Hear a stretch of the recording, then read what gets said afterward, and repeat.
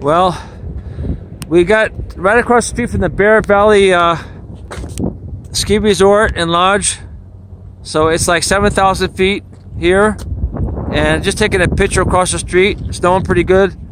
And that snow is covering that open lake over there. That's a lake and a meadow over there, covered with snow and ice.